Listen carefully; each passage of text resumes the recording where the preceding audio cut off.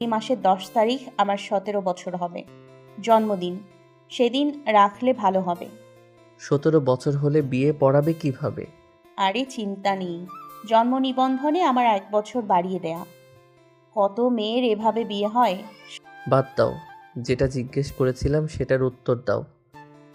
আসলে ওই দাদি একটু তাহলে তোমাকে জিজ্ঞেস করতাম। বড়রা যা বলে তাই। এই তোর হাতে হালসেরি গাছে উঠছে। ও তো নির্মাম, এই অলক্ষী, নাম, গাছের থেকে নাম। নূরজাহান বেগম সারা উঠোনময় হাঁটছেন আর চেঁচামেচি করছেন। পৃথিবীর আয়তন বিশাল, আর সমগ্র পৃথিবীর সব। বুড়ি! ওর চিৎকার বাড়ি পর্যন্ত গেল না। বান্ধবীকে মারতে দেখে শিলা তড়িঘড়ি নেমে এলো। তন্নির দাদির বিশ্বাস নেই ওকেও একটা দিয়ে দেবে। কথার আগে হাত চলে। নূরজাহান বেগম ফের ফুঁসে উঠলেন। তোরে আজকে লাঙের বাড়ি থেকে দেখতে আইব। তুই একটু সাজ গোসল করবি, ড্যাং ড্যাং কইরা গাছে উঠোস কেন? তন্নি গাছে থেকে কটমট করে জবাব দিল, তোমার অত শখ, তুমি করো বিয়ে, আমি বিয়ে করতাম না। তৌবা তৌবা, ও মইনুল রে, তোর মাইয়া পাগল হইয়া গেছে। শিলা আহাম্মক চোখে তাকিয়ে রইল। তারপর উপরে তাকিয়ে চোখ ছোট করে বলল, তোর দাদি কেঁদে দিয়েছে। কি রে বুড়ি এমন ছিচকাঁদনে কেন? তন্নি দাদির গমন পথে চেয়ে রইল। পিঠটা চলছে বেশ। বুড়ির হাতের এত জোর। বাড়ির বাম পাশে বিরাট পুকুর, শ্যাওলা পড়া সবুজ দিঘির জল, একপাশে বেড়ে ওঠা কচুরিপানার স্তূপ। পুকুরের পাড় জুড়ে ফলের গাছগাছালির বাহার। সেখানে বেশ কয়েকটা পেয়ারা গাছও আছে। গরম পড়লেই ঠাসা ঠাসা পেয়ারা গাছ ভরে যায়। এলাকার সারা মানুষ খেলেও শেষ হয় না। তন্নির পছন্দের ফল পেয়ারা। এই গাছটা একটু বেশি প্রিয় তার, আর তাই দিনের অর্ধেক সময় গাছেই কাটে তার। বাকি সময় অন্য গাছে উঠতে উঠতে চলে যায়। সে নেমে এলো, বলল, এখন কি আব্বার কাছে আমার নামে বিচার দেবে? বুড়ি শয়তান, তুই কি চিনিস? এই মহিলা হাড়ে বজ্জাত।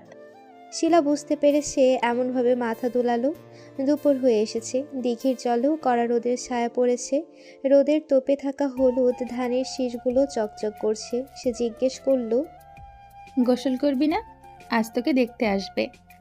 বিয়ে সাথে তন্নির ভালো লাগে না, তবু সে হঠাৎ লজ্জা পেল। মৃদু স্বরে বলল, হ, তোকে সবার আগে আমার বিয়া হইব। আমার বিয়ে ঠিক, আর একসাথে সাঁতার কাটি। তুই গিয়া জামা কাপড় নিয়ে আয়, আমিও আনি। শিলা চলে গেল। তন্নি বাড়িতে ঢুকলো পা টিপে টিপে। আজকে আব্বা বাড়িতে। আম্মা সকাল থেকে রান্না বান্না করছেন। তার ছোট বোনটার খোঁজ নেই। ওটা ওর মতোই বানর, সারা পাড়া চষে খায়। তন্নির হঠাৎ লাজ লজ্জা আকাশের সাথে মিশে গেছে। বাড়িটা একতলা, ওপরে ছাদ, মোটা পাঁচটা রুম, সারা মোটে 5টা রুম সারা বাড়ি জুড়ে, মাঝখানে একটা উঠোন। তন্নি নিজের ঘরে যাওয়ার আগে মইনুল ইসলামের ডাক শুনতে পেল। ওকে ডাকছে। তন্নি। ডাক শুনে তন্নি দাঁত কিরমির করলো। হাতের বাম পাশে বাবা মায়ের ঘর। সেদিকে গেল চুপচাপ। আব্বার সামনে সে হইচই বেশি করে। এমনিতে অতি চঞ্চল কিশোরী হিসেবে সারা গায়ে পরিচিত সে। গিয়ে দেখলো সেখানে নূরজাহান নিজেও দাঁড়িয়ে আছে। তন্নি বুঝতে পারল সবটা। মইনুল ইসলাম জিজ্ঞেস করলেন, আম্মাকে কি বলেছো? তন্নি দমে যাবার পাত্রী নয়। নূরজাহান শয়তানের মতো হাসছেন কাপড়ের আড়ালে, মুখ ঢেকেছেন আঁচল দিয়ে। তন্নি বলল, আজ বাদে কাল আমাদের বিয়া দিবা। আজ বাদে কাল আমারে বিয়া দিবা। তোমার আম্মা আমারে পিঠে বাড়ি দিছে, ব্যথা পাই নাই আমি? আমি কি হাতি? তোমার আম্মা আমারে হাতি ডাকে। আমার জামাই যদি আমার পিঠ দেখে, ডাকটা দেখবো না? মইনুল ইসলাম কেসে উঠলেন। মেয়েটা ওনার এত অবুঝ চঞ্চল, তবুও তিনি মাকে বললেন, আম্মা, তুমি আমার মেয়ের সাথে এমন কেন করো? সবসময় দুজনে লেগে থাকো কেন? আসমা বেগম ঘরে এলেন। রান্নাবান্নার ঝামেলায় ওনার শরীর ঘেমে উঠেছে। পাক্কা গিন্নির রূপটা ওনার সাথে বেশ মানিয়ে যায়। গালগুলো আগুনের আঁচে লাল হয়ে আছে। বাম পাশের গালে কয়েকটা কালো মেস্তা পড়েছে। তিনি হাত মুছতে মুছতে বললেন, ওরা দুইজন সতীন। তন্নি মুখ বাঁকালো। এখন কথা কও না কেন? বোবা হইছ শয়তান বুড়ি। নূরজাহান বেগম দাঁতের দাঁত চেপে চলে গেলেন। ফুসফুস করলেন, ঘর কেমনে করবি সেরিন? হাওড়ি একদিন দিয়া নিব, আর একদিক দিয়া বাইর করব। মা তন্নির দিকে এগিয়ে এলেন, মেয়ের মাথায় হাত বুলিয়ে বললেন, গোসল কর গিয়ে, একটু ক্রিম আর কাজল দিস চোখে। আমি তোর দাদিকে দিয়ে শাড়ি পাঠাচ্ছি। তন্নি কথা বলল না। মাথার বেনিটা হাত দিয়ে খেলতে খেলতে বের হলো। উঠানে নূরজাহান বসে আছেন মুখ গোমড়া করে, ঠোঁটগুলো টকটকে লাল, গাল দুটো বয়সের ভারে কুঁচকে গেছে, সাদা শরীরের রং। একসময় ভীষণ রূপবতী ছিলেন বোঝা যায়। তন্নি দেখতে দেখতে এবার ঠোঁট মুচড়ে দিল। নূরজাহান মুখ ফিরিয়ে নিলেন। তন্নি ঘরে এলো, গিয়ে আয়নার সামনে দাঁড়ালো। তাদের স্কুলে একটা ছেলে ছিল, নাম রবিউল, দেখতে হ্যান্ডসাম। ওর জামাইটা এমন হলেই হলো, নইলে তন্নি বিয়ে করবে না। গোসলের পর তখন বিকেল হয়েছে, তন্নি আর ঘর থেকে বের হয়নি। তার পরনে এখন সুতির কামিজ। একটু পর ছেলের বাড়ি থেকে মানুষ আসবে, পছন্দ হলে তারপর বিয়ে। তন্নির বুক গলা সহ সব কাঁপছে, জলের তেষ্টায় জীবন টানা টানা হয়ে যাচ্ছে। সেই দুপুর থেকে নূরজাহান এমুখো হয়নি। করুক গোসা, তার কি, সে এখন বিয়ে করবে, তারপর জামাইয়ের সাথে আরামে দিন কাটাবে, শান্তি। কোথা থেকে দৌড়ে শিলা ঘরে ঢুকলো। তন্নিওকে দেখে বলল, আয় এখানে বস। শিলা হাঁপিয়ে উঠে বলল, কি শুনেছি জানিস? তো জামাইয়ের বয়স 28। তন্নি কতক্ষণ বোকার মতো তাকিয়ে থেকে হাতে হিসেব গুনল। গোনা শেষ হলে বিস্মিত চোখে আকাশ থেকে পড়ল। হায় আল্লাহ, আমার থেকে 12 বছরের বড়। আম্মা, আম্মা। তারপর হুট করে বিলাপ জ্বলল সে। এত বড় বয়সের বুড়ো ব্যাটাকে সে বিয়ে করবে না, কিছুতেই না। ওমা, মাগো, দামড়া কোথাকার! ওই ছেলেকে দেখলে তো তন্নি ডরেই মরে যাবে। দাদি দৌড়ে ঘরে এলেন। তন্নি মেঝেতে বসেছে। শিলা এক মুহূর্তের জন্য বোকা হয়ে গেছে। নূরজাহান বেগম পাশে বসতেই তন্নি জড়িয়ে ধরল, কাঁদতে কাঁদতে বলল, আমি বিয়ে করতাম না, করতাম না। কেন, কি হয়েছে? ওরে বলো, কথা ক, হয়েছে কি? তন্নি আর একটু জোরে কাঁদল। দাদি গো, এত বুইড়া, এ তো বুইড়া বেটা গো। আমি অত বুইড়া বেটার কাছে বিয়া করুম না। আসমা বেগম নিজেও দৌড়ে এলেন। মেয়েটাকে নিয়ে উনি কিছুতেই পারেন না। এই তো দুপুরে সুন্দর মতো গোসল করলো, মুখে ক্রিম মাখলো, লজ্জা পেল। এখন আবার কি হয়েছে? তিনি হতাশ শ্বাস ফেলে জিজ্ঞেস করলেন। কি হয়েছে? নূরজাহান বেগম বললেন, জামাইয়ের নাকি বয়স বেশি। তন্নির কান্নার শব্দ আরও বেড়ে গেল। এত বড় পুরুষ যদি আমাকে জড়িয়ে ধরে, তাহলে তো আমি ভর্তা হয়ে যাব। নূরজাহান বেগম কানের কাছে ফিসফিস করে বললেন, ভর্তা হইলেই তো মজা। সরো তুমি। নূরজাহানকে সরিয়ে দিয়ে তন্নি আবার কাঁদতে লাগলো। বিয়ে সে করবে না। তাদের স্কুলের তার বয়সী ছেলেটা কি সুন্দর কথা বলে। তন্নির একটুও ভয় লাগে না। 28 বছরের পুরুষ সম্পর্কে তার ধারণা আছে। তার বিশ্বাস, এসব পুরুষদের সাথে কথা বলার আগেই শরীর কাঁপে। আবার একটা ধমক দিলেই তন্নি শেষ। আয় হায়, তন্নির কপালে কেন এত দুঃখ? সে কাঁদতেই থাকলো। মা চলে গেলেন। একটু পর ঠিক কান্না থেমে যাবে, উনি জানেন। আরও কিছুক্ষণ গুনগুন করে কেঁদে তন্নি শান্ত হলো। চোখ ফুলে গেছে। শিলা বোকার মতো তখন থেকে বিছানায় বসে আছে। তার কপালে আজকে দুঃখ আছে। নূরজাহান সাংঘাতিক মহিলা, সারা পাড়া টই টই করে, এখানের ওখানের খবর রাখে। বয়সটা শিলা জানিয়েছে, জানলে ওর আব্বা আম্মার কাছে গিয়ে 1000টা কান পড়া দেবে। বুড়ো হয়েছে তো কি হয়েছে, দিনে দিনে কুটনামি কমে না।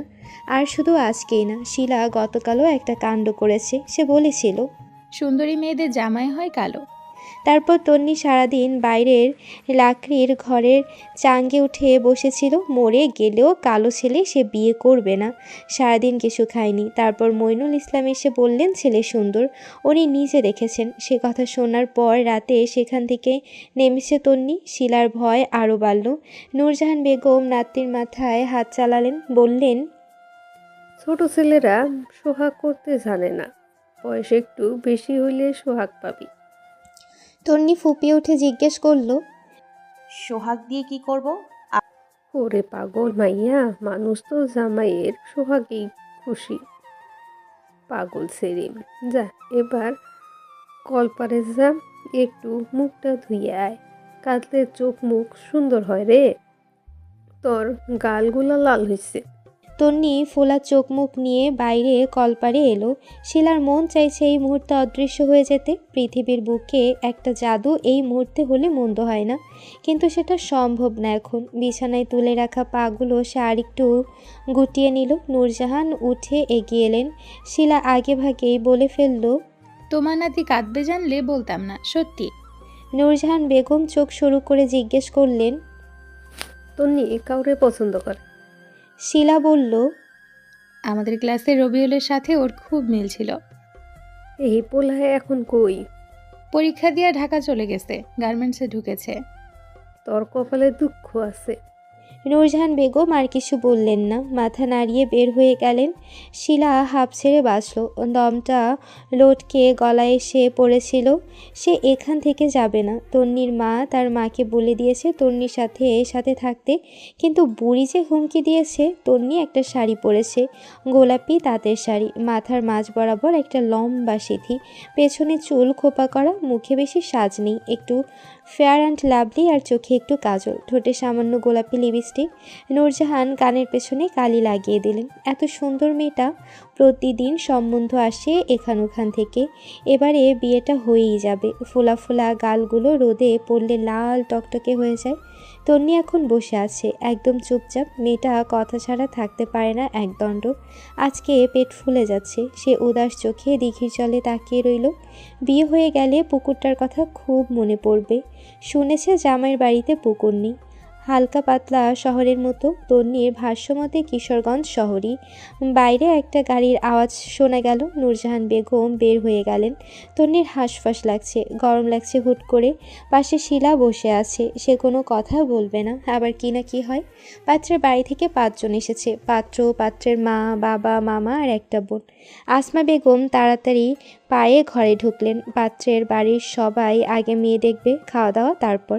তিনি মেয়েকে হাড়ে হাড়ে চেনেন। উনি কাছে এসে খুব বুঝিয়ে শুনিয়ে বললেন, আম্মা, ওখানে গিয়ে কোনো কথা বলিস না, বেশি কথা বললে ছেলে তোকে পছন্দ করবে না। তন্নি আশ্বাস দিল। আমাকে বিশ্বাস করতে পারো। শিলা বিড়বিড় করে বলল, ভূতের মুখে রাম নাম।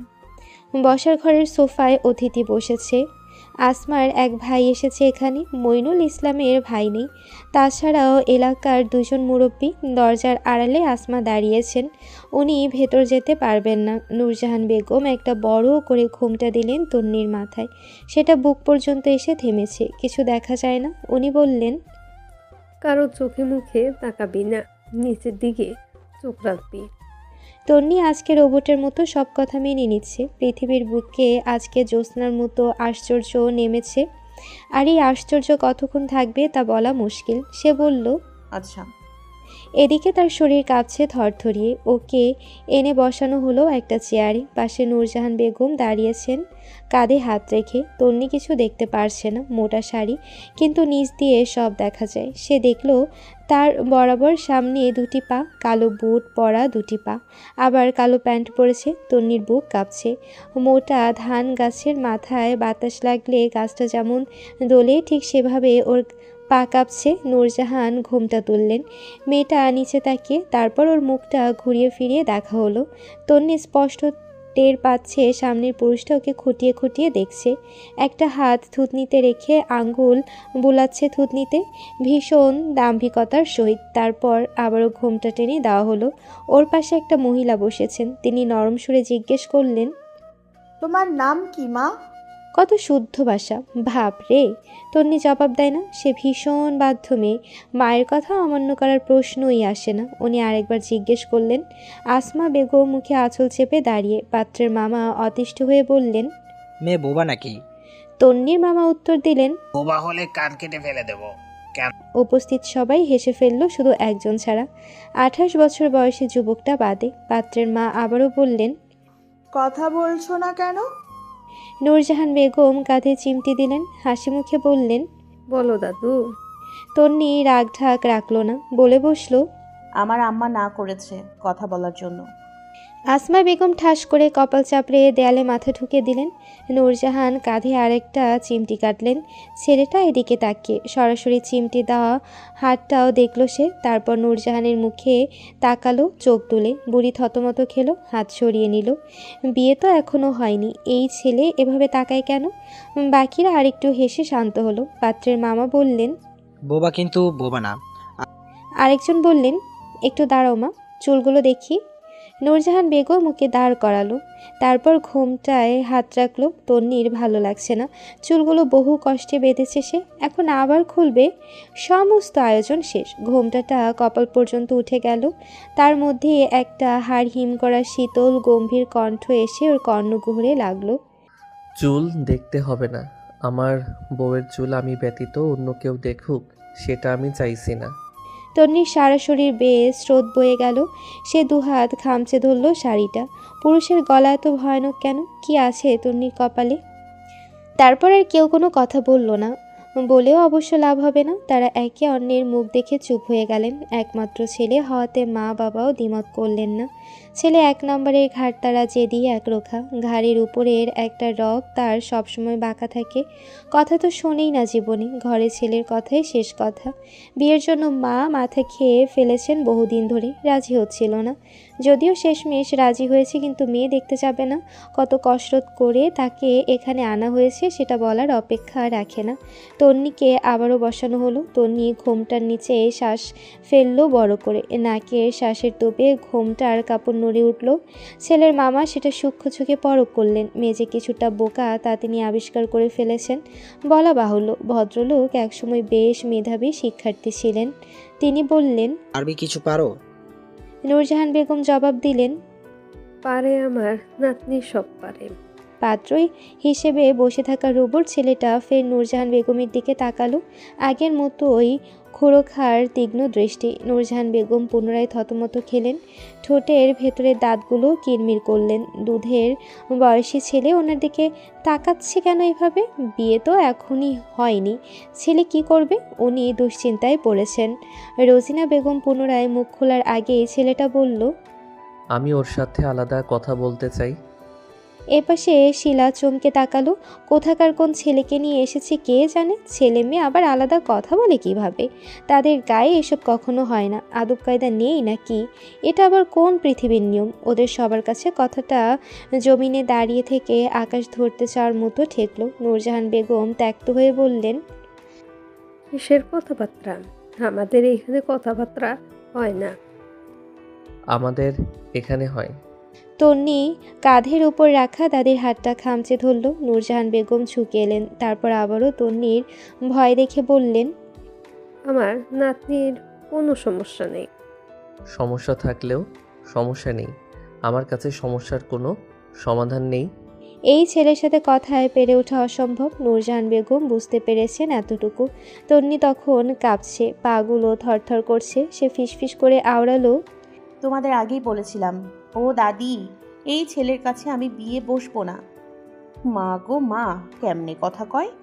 নূরজাহান বেগম আশ্বাস দিলেন, হ্যাঁ, ডরাইস না, আমিও তোর সাথেই যাবো। তন্নি আর কথা বলল না, তার গলাটা কাঁপছে। একা একা কি বলবে? ওদেরকে পাঠানো হলো তন্নির ঘরে। নূরজাহানের সাথে তন্নি হাঁটছে, পিছু পিছু পাত্র ছেলেটা। ঘরে গিয়ে দাঁড়ানোর পর ছেলেটা বলল, আপনি যাবেন না? নূরজাহান বেগম গো ধরলেন। এতক্ষণের জেদ বের করে বললেন, আমি গেলে আমার নাতি ভয় পাইব। বিয়ের পরেও রাতে নাতির সাথে থাকবেন? কি লাগাম ছাড়া মুখ! বাবা গো বাবা! তিনি ফুঁসে উঠলেন এক প্রকার। ও বলা, তোমারে তখন থেকেই দেখতেছি খালি, এত ভাব কিসের? একটু বাইরে গেলে খুশি হতাম। নূরজাহান বেগম আরেকবার পরাজিত হয়ে চোখ রাঙালেন। ছেলেটা ভয় পেল না মোটেই। বুড়ি ক্ষণে ক্ষণে আশ্চর্য হচ্ছে, এতটাই আশ্চর্য যে ওনার এখন ছেলেটার মাথা ফাটিয়ে দিতে ইচ্ছে করছে। তিনি তন্নির কানে কানে বললেন, আমি দরজার পিছনেই আছি, ভয় পাস না সেরি, সাহস রাখ, নাইলে জামাই টামাই দিতে পারবি না। তন্নি থুড়ি ভয় পায়। তার একটু অস্বাভাবিক লাগছে, অস্বস্তি হচ্ছে, কিন্তু অস্বস্তি কী জিনিস সেটাই সে জানে না এখনো। তার উল্টাপাল্টা লাগছে আর কি সবটা। আর না হলে কিচ্ছু না, ছেলেটা বয়সে একটু বড় বলে। নয়তো ওর সমবয়সী থাকলে এতক্ষণে সে নিজেই আলাপ জুড়ে দিত। মুখ বন্ধ করে থাকা যায়? এর থেকে কষ্টের কাজ পৃথিবীতে আছে? ছেলেটা বিছানায় বসলো তন্নি নিজেও। ঘোমটার কারণে তার মুখ দেখা যাচ্ছে না। এটা একটা বিরাট সুবিধা ওর জন্য। বেশ মজার খেলা তো, মুখ দেখছে না যেহেতু, তাই সে ঘোমটার নিচে সব করতে পারবে। তন্নি একটু হেসে নিল দাঁত বের করে, তারপর মুখ ভেঙচি কাটলো। কী আনন্দ! ঘোমটা দিয়ে বসে থাকলে এত মজা ও তো জানতোই না। তন্নি হাতটাও ঘোমটার নিচে নিল। তার মধ্যে তার পাশে বসে থাকা লোকটা জিজ্ঞেস করলো, তোমার নাম কি? তন্নি ভয় কেঁপে উঠল। রোবটের মতো গলার স্বর, কি গমগমে! সে নড়ে চড়ে সোজা হয়ে বসে বলল, তন্নি আফরোজা। তারপরের বাক্যটা এলো আদেশ সমেত। ঘুমটা সরাও। তন্নি অবশ্য এক বাক্যে ঘুমটা সরিয়ে দিল। এক ঝটকায় সেটা সরে গিয়ে সম্পূর্ণ মাথা দৃশ্যমান হলো। কাজলে আবৃত দুটো চোখ সরাসরি আছড়ে পড়ল সামনে বসে থাকা অতি সুদর্শন পুরুষটার দিকে। ইন করা স্কাই ব্লু রঙের শার্ট, গোটানো তার হাতা, কালো লোমে আবৃত হাত, বাহাতে একটা রোলেক্সের ঘড়ি। বসার কি দারুণ ভঙ্গিমা! প্রথমবারের মতো দুজনের চোখাচোখি হলো একই সাথে। তারপর হুট করে জানালা বেয়ে বাতাস আসা শুরু হলো। আর তন্নি জগৎ এলোমেলো হয়ে এলো। বক্ষ স্পন্দনে আন্দোলন শুরু হলো। শরীর ঘেমে উঠল অজানা সুখে। ব্যাটা তো দেখি জব্বর সুন্দর। মইনুল ইসলাম ঠিক বলেছেন, তন্নির পছন্দ হয়েছে। সে হাঁ করে কতক্ষণ চেয়ে থাকলো। ছেলেটা গলার শব্দ করলো। তন্নির ধ্যান ভাঙল। সে মুখ ঘুরিয়ে নিল, জানালার দিকে উকি দিয়ে দিঘির জলে তাকালো। খুশিতে নিজের ঠোঁট কামড়ে ধরল। নাচতে মন চাইছে, কিন্তু এই মুহূর্তে সেটা সম্ভব না। তন্নি খেয়াল করেছে লোকটার কপালে হাজারখানেক ভাঁজ। খুবই বিরক্ত সে, তাই শান্তই থাকলো, কিছু বলল না। আবারও ছেলেটাই বলল, আমি Trinoy Siddiqui. Do you want to know anything about me? Tonni ইংরেজি বোঝে, কিন্তু এটা বুঝতে পারল না বিদেশি ব্যাটা এত ভালো ইংরেজিও জানে। সে বিড়বিড় করলো, ত্রিনয়, সুন্দর নামটা, ওর নামের সাথে মিলেছে। তন্নি আস্তে করে বলল, আমি অত ইংরেজি পারি না, মুখে বললে বুঝতে পারি না, পড়লে ধরতে পারি। ত্রিনয় শুনল কিন্তু জবাব দিল না, উল্টো জিজ্ঞেস করলো, তুমি কেঁদেছিলে? তন্নি আর মাথায় ঘুমটা টানলো না, চিবুক নামিয়ে বলল, হ্যাঁ একটু। নূরজাহান বেগম এপাশে বুকে হাত দিয়ে দাঁড়িয়ে আছেন। কখন কি বলে বসে কে জানে, ওনার কলিজাটা ধুকপুক করছে। ত্রিনয় পুনরায় জিজ্ঞেস করলো, কেন? পাত্রের বয়স শুনে বয়সের এত পার্থক্য বলে? ত্রিনয় বোকার মতো বলল, বয়স? আমি বুড়ো?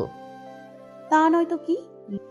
ত্রিনয় রাগে দাঁতে দাঁত চাপলো, উচ্চারণ করলো কর্কশ কণ্ঠে। স্টুপিড। তন্নি শুনে উত্তর দিল না। এত তর্ক এখনই করা যাবে না, সময় হোক। ছেলেটা উঠে দাঁড়ালো, পকেটে হাত গুছিয়ে আরও কতক্ষণ তার দিকে ভ্রু কুঁচকে তাকিয়ে রইল।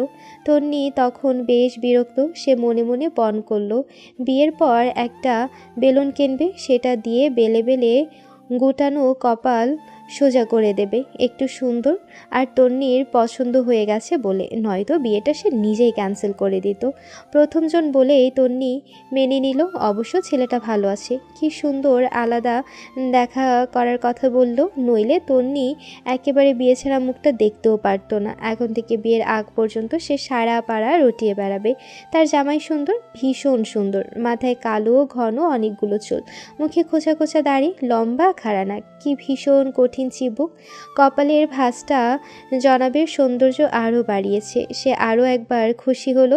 চেহারায় একটা তিলও আছে। তন্নি আর কথা খুঁজে পেল না। লোকটার চেহারাটা আরেকটু খুঁটিয়ে খুঁটিয়ে দেখতে মন চাইছে, কিন্তু ব্যাটা যেভাবে তাকিয়ে আছে তাতে তন্নি এমনিতেই মরে যাচ্ছে লজ্জায়। দেখবে কিভাবে? সে কথা খুঁজে না পেয়ে বলল, লোকে বলে আমি নাকি একটু পাগল। ত্রিনয় আরও কতক্ষণ তাকিয়ে থেকে তারপর ধীরে সুস্থে জবাব দিল, ঠিক করে নেব। ওর পছন্দ হয়েছে, তার মানে বিয়ে এখানে কনফার্ম। ত্রিনয় আর দাঁড়ানোর প্রয়োজনীয়তা অনুভব করে না। সে এক পা পিছিয়ে গিয়ে মুখ ঘুরায়। সঙ্গে সঙ্গে তন্নি এদিকে তাকালো। মুখটা না দেখুক, পিঠটা তো দেখতে পারবে। লোকটার দেহ কি বিশাল, বাপরে! দরজার একটা কপাট বন্ধ, সেখানে কান পেতে দাঁড়িয়ে আছে নূরজাহান। ত্রিনয় বুঝতে পারে বেশ, তাই সে আস্তে করেই এগোয়। পায়ের জুতোয় শব্দ হয় না। তারপর এগিয়ে গিয়ে ধপ করে দরজাটা মেলে দিতেই নূরজাহান বেগম চেঁচিয়ে উঠলেন, ও মা গো! তন্নি নিজেও চমকে উঠল। সে নিচে তাকালো, মেঝেতে পড়ে থাকা নূরজাহান বেগমকে দেখতে। নিশ্চয়ই হাড় ভেঙেছে, অথচ মেঝেতে কেউ নেই। তন্নি আরেকটু উপরে চোখ তুলল। উনি পড়ার আগে খপ করে ধরেছে ত্রিনয়। বুড়ি বেশ ভারী, ফলে ত্রিনয়ের সাদা চামড়া ভেদ করে নীল রগ ফুলে উঠেছে। তন্নি আশ্চর্য হলো, এরা স্বামী স্ত্রী নাকি? কি রোমান্টিক হিন্দি সিনেমার দৃশ্য! ওরে বাপরে! তারপর বিড়বিড় করে বলল, কি শক্তি গো বাবা! নূরজাহান বেগম নিজেও পড়ে গেছেন ভেবেছেন। উনি পিটপিট করে চোখ মেললেন, কিছু একটা খামচে ধরেছেন। ত্রিনয়ের হাত ওনার দিকে ভ্রু কুঁচকে তাকিয়ে। নূরজাহান বেগমের কাছে স্বামী সন্তান বাদে সবাই পরপুরুষ। তিনি নাক সিটকায় তুললেন, দ্বিগুণ জোরে চেঁচিয়ে উঠলেন, তুরসা তুরসা! ভাঙ্গের নাতি সারা মারে, মাইয়া দেখলেই সুইতে মন চায়। ত্রিনয় তন্নি হতভম্ব হলো। বুড়ি সোজা হয়ে দাঁড়িয়েছে। তন্নি মুখ ভেঙচি কেটে বলল, কি মাইয়া গো! হ্যাঁ, যুবতী বুড়া বয়সে যৌবন উঠলে উঠছে। ত্রিনয় সেটা শোনেনি। সে নিজের হাতটা দেখল, রক্তের আভাস বের হয়েছে। তারপর ঘাড় ঘুরিয়ে নূরজাহান বেগমের দিকে তাকালো, বিদ্রুপের সহিত বলল, তোমার শরীরে কিছু আছে নাকি? আমার শরীরের একটা পশমও দাঁড় হলো না, নিজেকে যুবতী ভাবো। বুড়ি ফুঁসে উঠলেন, তুই আমারে তুমি কস কোন সাহসে? সম্মান দিয়া কথা কবি। আমি টাকা দেই, তুমি একটু সম্মান কিনে আনো। হে বাঙ্গের পোলা, আমারে টাকার করম দেখাস? তন্নি দ্রুত পায়ে এগিয়ে এসে মুখটা চেপে ধরল। তুমি আমার বিয়েটা আর হতে দেবে না। ত্রিনয় বক্র হাসে। নূরজাহান বেগমের মুখ বরাবর ঝুঁকে আসে। মাননীয় বুড়ি, একবার বিয়েটা হোক, প্রথম বাসর তোমার সাথেই করতে হবে দেখছি। নূরজাহান বেগম হাই হাই করে উঠলেন, ও মায়া মায়া গো, কি বেশরম পোলা গো, এই বিয়া হইব না গো, নীলজ্জ রে নীলজ্জ। তারপর তিনি চলে গেলেন। ত্রিনয় মাথা ঘুরিয়ে তন্নিকে দেখল, রূপসী আছে, কিন্তু মাথার তার ছেঁড়া। এখন পাগলখানা এসে পড়ল সে। দেখা সাক্ষাৎ হওয়ার পর তন্নিকে পাত্রপক্ষ 1001 টাকা দিয়ে গেছে। মহিলারা আলোচনা করেছেন, মেয়ে পছন্দ হয়েছে। তন্নির বাবা মইনুল ইসলামের কিশোরগঞ্জে কয়েকটা কাপড় ফার্মেসির দোকান আছে। ছেলেকে তিনি সেখানেই দেখেছিলেন, বেশ ভদ্রসভ্য দেখতে। ওনাদের পছন্দ হয়েছে বলেই দেখতে আসার তারিখ হয়েছিল। এখন তো আরও পরিষ্কার। ছেলে পক্ষেরও মেয়ে পছন্দ হয়েছে। শোনা গেল ছেলের পছন্দও হয়েছে বেশি। তাই মা বাবার আপত্তি নেই। তন্নির এক ফুপো থাকেন সেখানে, উনিও খোঁজ নিয়েছেন। ভালোই বেশ। দোতলা বাড়ি, ছেলেরা 3 চাচা, সবাই আলাদা আলাদা বাড়ি করেছে। ত্রিনয়ের বাবার বড়সড় ধানের কারবার। ছোট দুটো বোন, একটা এবারে ইন্টারে আর একটা পড়ছে ক্লাস 7-এ। বছর দেড়েক হলো ত্রিনয় কলেজের টিচার হিসেবে যোগ দিয়েছে। বাবার ব্যবসাতেও হাত আছে তার। ফ্যামিলি সম্ভ্রান্ত, ভালো। এবারে এখান থেকে লোক যাওয়ার পর পাকা কথা হবে। বিয়ের তারিখ, দেনমোহর সব। তন্নি শোনার পর থেকেই আকাশে উড়ছে। শিলাদের বাড়ি থেকে ধরে আরও যত বান্ধবী তার ছিল সবাইকে বলে বেড়াচ্ছে তার জামাই শিক্ষক, দেখতে হ্যান্ডসাম। ওর পাগলামি দেখে নূরজাহান বেগম অতিষ্ঠ হয়ে উঠেছেন। তিনি শুধু বলছেন, বেটা মাস্টার উল্টা ফুলটা কাজ করলেই মাইরা রাখবে, না তোকে সাবধানে থাকবি। তোর কাছ থেকে আমারে কয়েকটা টাকা দে তো। তন্নি মুখ ভেঙচি কেটেছে। এগুলো আমার বরের টাকা, টয়লেটের মলমূত্র চেনো?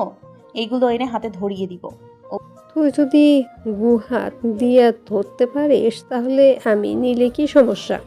নূরজাহান বেগম সাথে তন্নির ঝগড়া আদতে কখনো শেষ হয় না।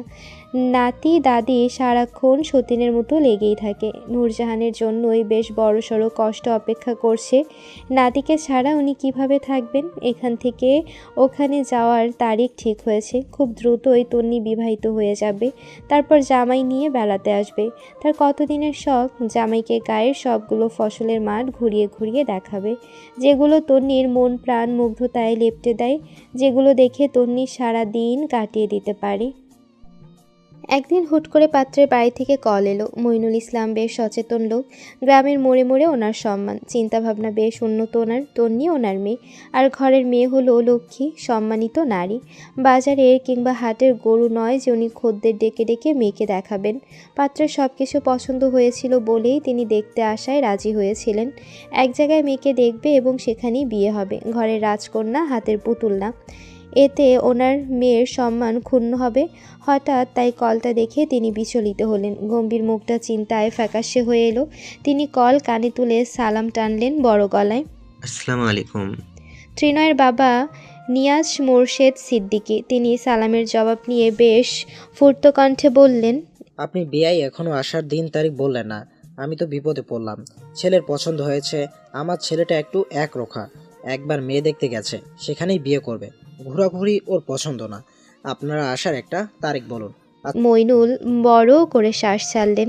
এতক্ষণ ওনার দমটা আটকে ছিল গলাতে। দুই পাশে ওনার দুইজন দাঁড়িয়েছে, আসমা বেগম আর নূরজাহান বেগম। মইনুল ইসলাম হেসে উত্তর দিলেন, আমার সামনের মাসের 1 তারিখে আসি, আর তো 3 দিন।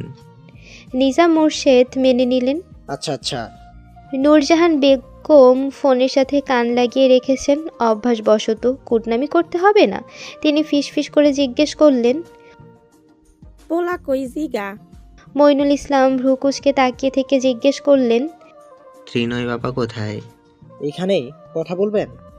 বলতে বলতে তিনি ফোনটা ত্রিনয়ের হাতে দিলেন। নূরজাহান বেগম খপ করে এদিকের ফোনটা টেনে নিলেন, কানে নিয়ে বললেন, আসসালামু আলাইকুম বাবা।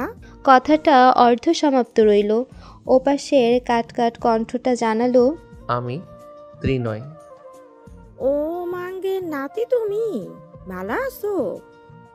ভালো না থাকলে ঔষধ নিয়ে আসবে? নূরজাহান ফুঁসে উঠলেন। সব সময় তেরা কথা কস কেন বাপ? তোর কাছে তো নাতি দিমু না। ট্রেনায় বলল, তুমি আছো না, সংসারের অভিজ্ঞতা আছে, আমার চলবে। নূরজাহান বেগম পান খাওয়া লাল দাঁত বের করে হাসলেন, টিপ্পনি কাটলেন। সব কিছু চলবো না, আমি পুরান। ত্রিনয় আর সামলাতে পারল না, সে হুট করে কেসে উঠল। বুড়ো লোকদের সাথে কথা বলার সব থেকে বড় ঝামেলা হলো এরা উল্টাপাল্টা ইঙ্গিতে কথা বেশি বলে। 10টা কথা বললে সেখানে 8টাই হবে ভেতরের গল্প, গোপন গল্প। সে নিজের হতভম্ব ভাব প্রকাশ করলো না, জিজ্ঞেস করলো, তোমার নাতি কোথায়? আমার কোলে, বিয়ের পরে তো তুই নিবি। ত্রিনয় সাথে সাথে উত্তর দিল, রাখছি, অজু করতে হবে আমার। নূরজাহান বেগম ফোনটা কান থেকে সরিয়ে বোকার মতো চেয়ে রইলেন। আঙ্গুলের সমান ছেলে ওনার সাথে কথা বলতে চাইছেন না, এত বড় অপমান। উনি সইবে না। আরেকবার এলে রজুদের বাড়ির লাল গাভীর গোবর দিয়ে শরবত খাওয়াবেন, এই ওনার প্রতিজ্ঞা। খাটটা সাক্ষী থাকলো। মাসের 3 দিন শেষ, সময় ঘনিয়ে এসেছে ওখানে যাওয়ার। এর ভেতরে আর কোনো কথাবার্তা হয়নি। আজ 1 তারিখ। এখান থেকে মোট 12 জন পাত্রের বাড়িতে গেছে পাকা কথা বলার জন্য। তন্নির সেসব নিয়ে মোটেও মাথা ব্যথা নেই। একটা মাথা, এত কিছু ভাবার সময় কোথায়? ভীষণ গরম পড়েছে। পাত্রের বাড়িতে সবার আদর আপ্যায়ন করা হলো। দোতলা বাড়িটায় মোট 12টা রুম। ত্রিনয়ের রুম উপরে, ওটা বিশাল বড়। তন্নির মামাতো ভাই খুঁটিয়ে খুঁটিয়ে দেখল, ঘরের মধ্যে সব কিছু আছে, কিছু দিতে হবে না। অবশ্য ত্রিনয়কে দেখে যতটুকু বোঝা গেল সে এসব নেবেও না। চোখ মুখে ঘাড়তারা ভাব স্পষ্ট। বাড়ির ভেতরে ড্রয়িং রুমটাও বিশাল, পাশে রান্নাঘর। এক কথায় সবার পছন্দ হলো। কথাবার্তা শুরু হলো দাওয়া নেওয়া নিয়ে। মইনুল ইসলাম জিজ্ঞেস করলেন, আপনারা কিছু চাইছেন? আমার 2টো মেয়ে, আর এটা যেহেতু প্রথম, আমার কোনো আপত্তি নেই। ত্রিনয়ের বাবা কিছু বললেন না, বলবে ত্রিনয় নিজেই। সে জিজ্ঞেস করলো, চাওয়া বলতে? মানে ঘরের কোনো জিনিসপত্র? ওনার কথা শেষ হলো না, তার আগে ত্রিনয় ভীষণ দৃঢ় বাক্যগুলো আওড়ালো, আমার ঘরে সব আছে, না থাকলেও নিজের স্ত্রীর যাবতীয় জিনিসপত্র এনে দেওয়ার সামর্থ্য আছে। আমাকে ছোট লোক প্রমাণ করবেন না। আপনার বাড়ির জিনিস আমার স্ত্রী ব্যবহার করবে, বিষয়টা আমার কাছে দৃষ্টিকটু। সকলে বেশ মুগ্ধ হলো, প্রশংসাও করলো। মইনুল ইসলাম এমন একটা জামাই খুঁজেছে, কথাবার্তায় রত্ন, শিক্ষিত। এখনের যুগে এমন ছেলে পাওয়া যায়। ওদের গ্রামের একটা মেয়েকেও কিছু ছাড়া তুলে দেওয়া যায়নি। অন্তত খাট, আলমারি, তোশক, ডাইনিং টেবিল এগুলো তো দিতে হয়। ত্রিনয় কিছু নেবে না, সে বিয়ের আগেই বাবা মাকে জানিয়েছে। কিছু নিয়ে বিয়ে করাতে চাইলে তোমার আব্বুকে কবর থেকে তুলে এনে করাও, আমার পক্ষে সম্ভব না। ট্রেনার ফুপুটা একটু অন্যরকম, উনি রেগে আছেন। আরে বাবা, কিছু দিলে তো মেয়েরই থাকবে, ওনারা কি নিয়ে যাবেন নাকি? দৃষ্টিকটুর মানে বোঝে ছেলেটা। তারপর কথা হলো দেনমোহরের। তন্নিকে যাবতীয় গহনা এখনই দেওয়া হবে। আপাতত এই বাড়ির জন্য সিদ্দিক পরিবারের একমাত্র বউ সে, কোনো কিছুর অভাব নেই। গহনা গাটি সব ত্রিনয়ের মা দেবেন। বউয়ের জন্য শখ করে বানিয়েছেন তিনি। দেনমোহরের টাকা 1,10,000। এটা ত্রিনয় বিয়ের দিন দেবে। ব্যাস, কথাবার্তা এখানেই শেষ। এবারে বিয়ের তারিখটাও ছেলে পছন্দ করবে। ত্রিনয় বলল, আপনার মেয়ের হাতে ফোন আছে?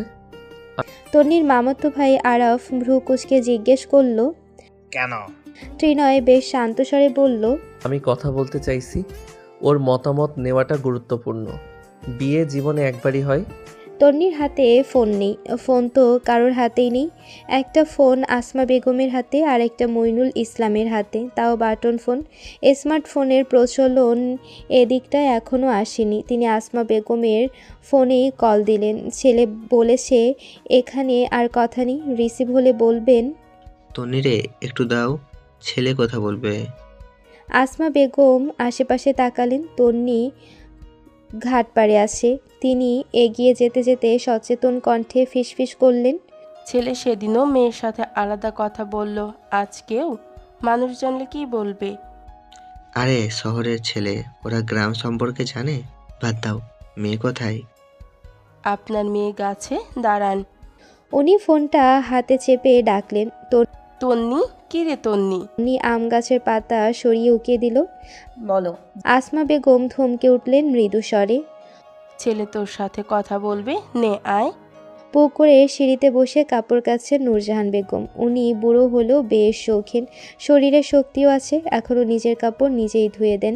তন্নি তড়িঘড়ি করে নামছে। নূরজাহান রোদের কারণে চোখ কুঁচকে বললেন, ছেলে খালি মেয়ের সাথে কথা কইবার চায় কেন? ব্যাপারটা তো বুঝলাম না। আসমা বেগম শাশুড়ির সামনে কিছু বললেন না। তন্নির হাতে ফোন ধরিয়ে দিয়ে চলে গেলেন। নূরজাহান বেগম হাতের ইশারায় পাশে বসতে বললেন। তন্নি গিয়ে সেখানে বসলো। কি ভীষণ অন্যরকম অনুভূতি, শরীরের অজানা কাঁপন, হাত পা ঠান্ডা হয়ে যাচ্ছে। অপর পাশের কণ্ঠটা ওকে জিজ্ঞেস করলো, আফরোজা? তন্নি মৃদু স্বরে বলে। জি। তারপর ত্রিনয় আর সময় নেয় না, বলে, এখানে সবাই বিয়ের তারিখের জন্য বসে আছে, তুমি বলো একটা তারিখ যেদিন তুমি চাইছো। নূরজাহান বেগম হেসে উঠলেন। কারণটা তন্নি বুঝলো না বলেই বেশ আশ্চর্য হলো। তারপর উনি ফোনটা তন্নির কান থেকে কেড়ে নিলেন, বললেন, বুঝি সব বুঝি। লুচ্চামি সাইরা দাও। ঘরের গোলায় দান থাকলে আস্তে ধীরে খাওয়া যায়, তাড়াতাড়ি খাইলে তাড়াতাড়ি শেষ। তন্নি মুখ বিকৃত করলো। কি বলছে বুড়ি? ট্রেনায় অবশ্য বুঝতে পারলো একটু। খাইসটা বুড়ি, ওর জীবনটা তামা তামা করবে। সে বলল, আমার ধান, আমার গোলা, আমি একদিনে খাই কিংবা 10 দিনে, তোমার কি?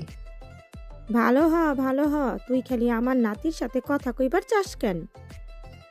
তোমার নাতি আমাকে একদিনেই কালো জাদু করেছে। রাতে স্বপ্নে দেখলাম। স্বপ্নে কি দেখলি? বুড়ি শুধু অন্যদিকে যাও কেন? বুড়োর কথা মনে পড়ে নাকি? আমাকে বুড়োর জায়গায় বসাচ্ছ কেন?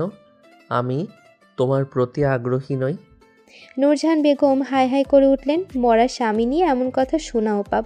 ওনার লাগাম ছাড়া মুখটা আরেকটু ছুটে গেল। তোরা বেডা জাত, আজ জীবন লুচ্চা। রাখ বালের পোলাপান।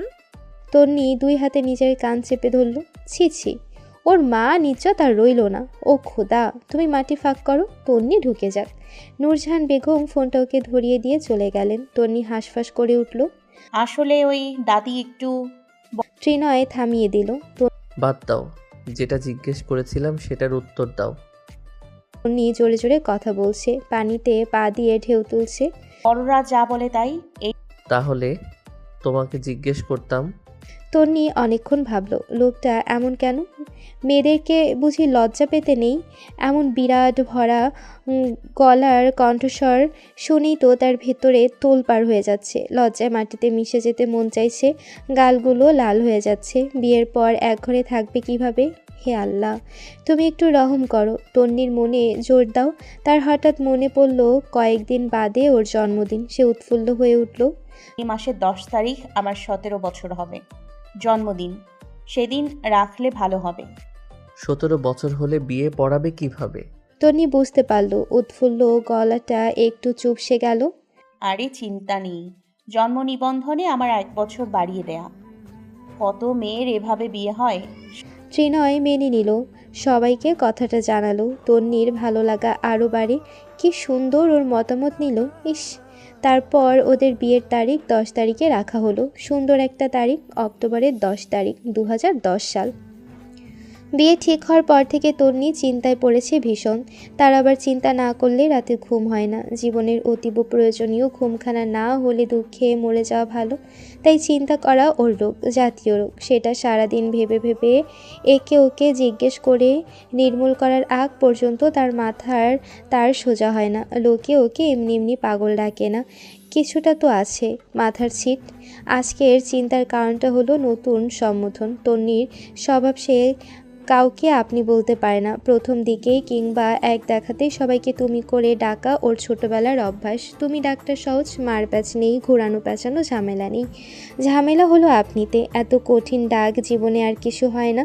তন্নির জীব কখনো তুমি ডাকে আটকায় না, কিন্তু ওই বাড়ির সবাই ওর শ্বশুরবাড়ির লোকজন, আর তাদের ছোট গ্রামের সবাই শ্বশুরবাড়ির কুকুরকেও আপনি বলে ডাকে, ননদ এবং দেবরকেও, বয়সে ছোট হওয়া সত্ত্বেও। এটা দিয়ে নাকি আলাদাভাবে সম্মান প্রদর্শন করা হয়। তন্নি অবশ্যই কাউকে অসম্মান করবে না। সে প্রথমে গেল নূরজাহান বেগমের কক্ষে। কেবল ত্রিনয়ের সাথে কথা বলা বাদে হবু নববধূর কোনো চিহ্ন পর্যন্ত তার মধ্যে দেখা যায় না। সে চেঁচিয়ে উঠল, সুন্দরী ও সুন্দরী।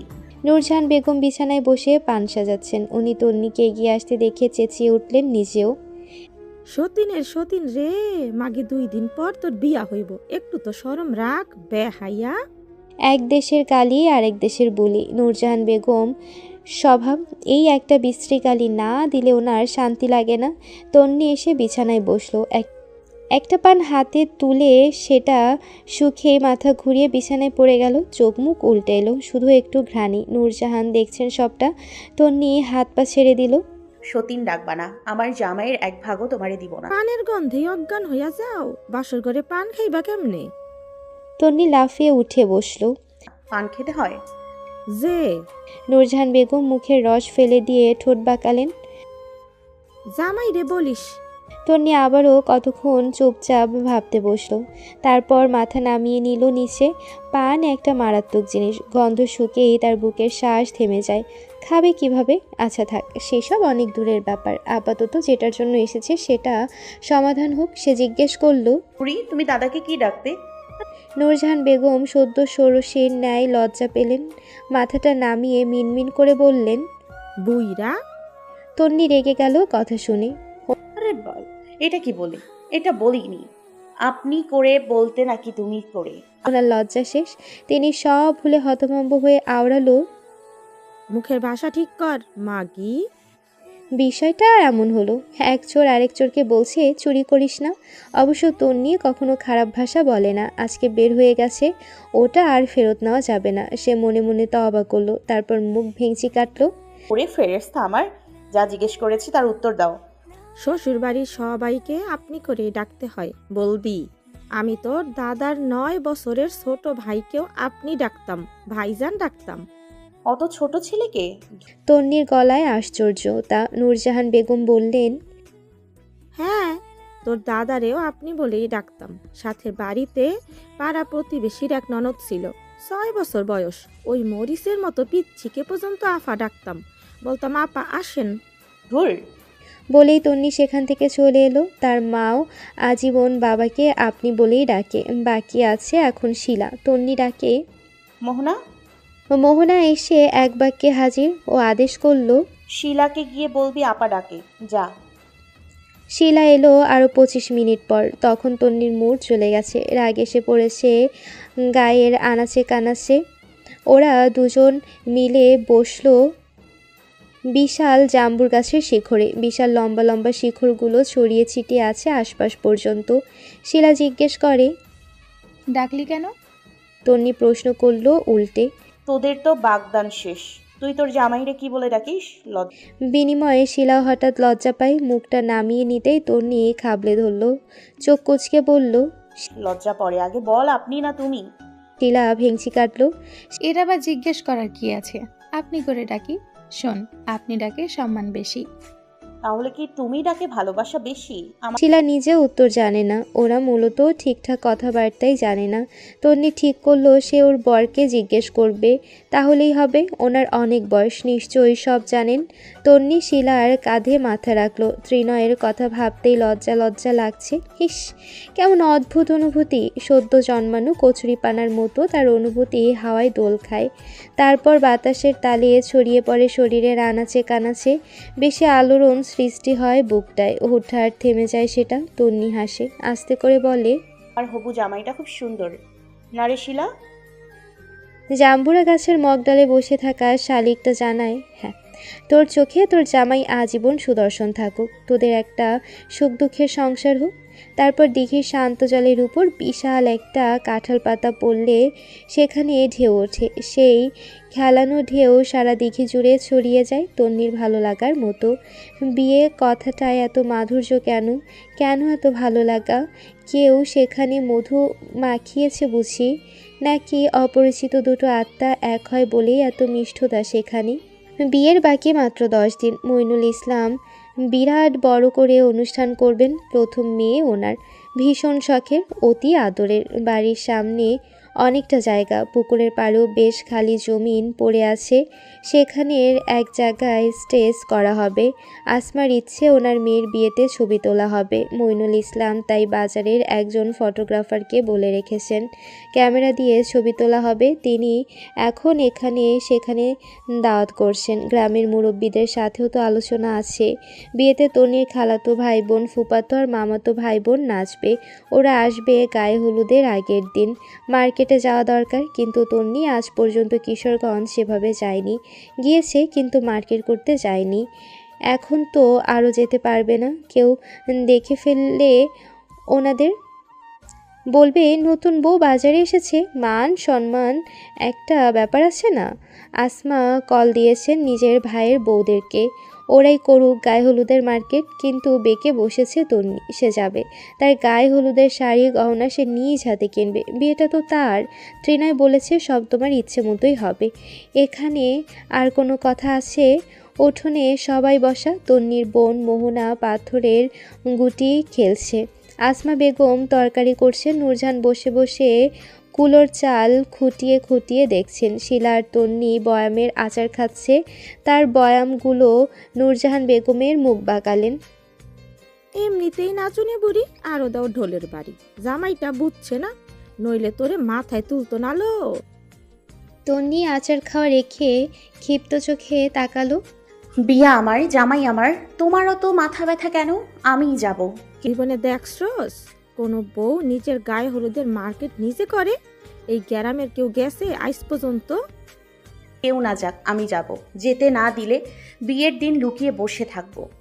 বাকিরা নীরব শ্রোতা সেজেছে। তন্নি ভীষণ জেদি ছোট থেকে, যা বলে তাই। আসমা রেগে যাচ্ছেন। বিয়ে ঠিক হলে মেয়েরা বাড়ি থেকে বের হয় না। মেয়েটা কেন বুঝতে চাইছে না। তিনি হাতে টমেটোটা রেখে দিলেন, মুখ ঘুরিয়ে বসলেন ওর দিকে। একপাশে বসে খাতায় দেনমোহরের নাম লিখছেন মইনুল। তন্নি শোন, বিয়ে ঠিক হয়ে গেলে মেয়েদেরকে বাড়ি থেকে বের হতে হয় না। আর তুই যে ওইখানে যাবি, জামাইয়ের বাড়ির সবার আনাগোনা কিশোরগঞ্জ জুড়ে তোকে দেখে ফেললে আম্মা। তন্নি এক বাক্যে বলল, বোরকা পরে যাব, দেখলেও চিনবে না। মইনুল ইসলাম কাজে মনোযোগ দিতে পারছেন না। তিনি অতিষ্ঠ হয়ে উঠলেন। তন্নির মা, রাখো এসব। তুই যা মা, তোর বড় মামিকে আর শালিকে নিয়ে যা। আম্মা যাবে? নূরজাহান উত্তর দেওয়ার আগেই তন্নি ফুঁসে উঠল। তোমার মাকে নিব না, বুড়ি বজ্জাত, সব লন্ডভন্ড করে দেবে। তোর সাথে যাওয়ার জন্য আমি কাঁদতাছি নাকি? যা যা, বিয়ে আমারও হয়েছিল। নূরজাহান বেগম বেশ অভিনয় জানেন, না যাক, করুক অভিনয়। তন্নি সেখান থেকে উঠে পড়ল। শিলার হাত ধরে ঘরের দিকে পা বাড়াতেই তিনি আঁচলে মুখ ঢেকে নিলেন, ফুপিয়ে উঠলেন। আমার কি কেউ আছে? আমার কেউ নেই। তন্নি জায়গায় থেমে গেল। ভীষণ দূরে কোথাও বিদ্যুৎ চমকানোর মতো ওর মুখটা চমকালো। কাঁদছে কেন? মইনুল ইসলাম আশ্চর্য হয়ে জিজ্ঞেস করলেন। কাঁদো কেন আম্মা? 50টা বছরের বেশি হয়েছে সংসার করি, তোর বাপ কোনো দিন কোনোখানে নিয়ে যায় নাই, তুইও যাস নাই। আজকে বললি একটু, আর তোর মাইয়া আমাকে দেখতেই পারে না। তন্নি এগিয়ে এলো, বুঝেছে ব্যাপারটা, মহিলার ইগো আছে। বাপ গো! সে কেটে রাখা একটা টমেটোর কুচি মুখে নিয়ে বলল, কাঁদো কেন? বললেই তো হয়, আমিও যাব। তুই কথা কইস না মাগি, একটা শয়তান পয়দা করছে আমার বউয়ে। আসমা বেগম আড়ালে ভেঙচি কাটলেন। এত খাইস্টা মানুষ হয়, তাও বয়স্ক। মইনুল ইসলাম মেয়ের দিকে তাকালেন, তারপর কাছে ডাকলেন। তন্নি গিয়ে বসলো। উনি কানের কাছে ফিসফিস করলেন, বয়স্ক মানুষ আম্মা, কোনোদিনও মার্কেটে যায়নি। তোকে কিন্তু আদর করে তন্নি, যা একটু নিয়ে। আম্মা মন খারাপ করলে তোর বিয়েতে আমি শান্তি পাবো না। তন্নির নাকের পাঠা ফুলে উঠল রাগে, কেঁদে মামলা জিতে ফেলেছে। সে উঠে দাঁড়িয়ে নূরজাহান বেগমের কাছে এলো। আচ্ছা, যাব নিয়ে। যেভাবে যাওয়ার ভাগ চাইলে সেভাবে বিয়ের পর আমার জামাইয়ের ভাগ চাইবে না। নূরজাহান বেগম মুখ ঝামটা মেরে উত্তর করলেন, দুনিয়াতে তোরই একটা জামাই হবে, তোর জামাইয়ের সাউ আর আদর তুই খা, আমি আদর খাইছি। কি সোহাগী গো! তুমি কথায় কথায় মুখ খারাপ করো কেন? তুমি এত পুকে পড়া আলাপ করো কেন? শিলা ওকে টেনে নিল। ছি রে তন্নি, আয় আয়, তোর দাদির মুখ বেরিং পাগলার মতো, চালু হলে আর থামে না। আর কথা বলিস না। তন্নি হাতটা ছাড়িয়ে নিল, শুনিয়ে শুনিয়ে বলল, একবার বিয়ে হোক, তোমার সামনে জামাইয়ের আদর খাবো, দেখবা আর জ্বালাবা। নূরজাহান বেগম নিজেও বললেন, যা যা, পাঠার মতন চেহারা, আদর করবো, আরো কত কি করবো, পিঠটাই আর সোজা বানাবে তোর মতো পাগল রে। আসমা বললেন, আম্মা, আপনি সব সময় ওর সাথে লেগে থাকেন, এত খোঁচাখুচি করেন কেন? তুই আর কথা কইস না, তুই ছিলি এক পাগল, হইছে আরেক পাগল। আসমা বেগম আর কথা বললেন না। যত বয়স হচ্ছে তত মতিসারা হচ্ছে, হুঁশ জ্ঞান হারিয়ে ফেলছে, যা মন চায় তাই বলে। তন্নির তো মাঝে মধ্যে কান দিয়ে ধোয়া বের হয়, এত খারাপ, এত ভয়ঙ্কর মুখের ভাষা। তন্নির মন চায় বধির হয়ে যেতে, তারপর ঘরদোর ছেড়ে বেরিয়ে পড়তে অদূরে। লোকে বলে বোবার শত্রু নেই, তন্নির মতো বধিরের কোনো শত্রু নেই। না শুনলে জবাব দেওয়ার প্রশ্নই আসে না, শুনলে তো আরও ঝামেলা, কিছু বলাও যায় না, শোয়াও যায় না। তাই বধির হওয়া ভালো। শুনলো না, বুঝলো না, কিছু বললও না। তন্নির হলুদ সন্ধ্যা, পেছনে বেশ বড় করে নাম টাঙানো হয়েছে। স্টেজে আগামীকাল বর আসবে। আজকে রাতটার জন্য এখানে সম্পূর্ণ হবে গায়ে হলুদ। সামনে অনেকটা উন্মুক্ত জায়গা, চারিদিকে মাগরিবের আজান পড়েছে, বউকে সাজানো হচ্ছে। সেখানে শিলা আর তন্নির কাজিন মহলের সবাই। তন্নির ফুপাতো ভাই দুজন, ফাহিম, ফয়সাল, একটা ফুপাতো বোন ফারজানা, ছোট ফুপুর 2 মেয়ে, আনিকা, আকসা, মামাতো ভাই আরাফ, সাগর, 2 বোন তমা, ঝুমা, আরও খালাতো বোনেরা আছে। ওরা বিয়ে খেয়েই সবাই চলে যাবে। সবগুলো শহরের বাসিন্দা, তাদের নাকি গ্রামে ভালো লাগে না। তন্নির ভাষায় সবগুলো খ্যাত। এরা কি বুঝবে গ্রামের সৌন্দর্য? বলদ ছেলে মেয়ে।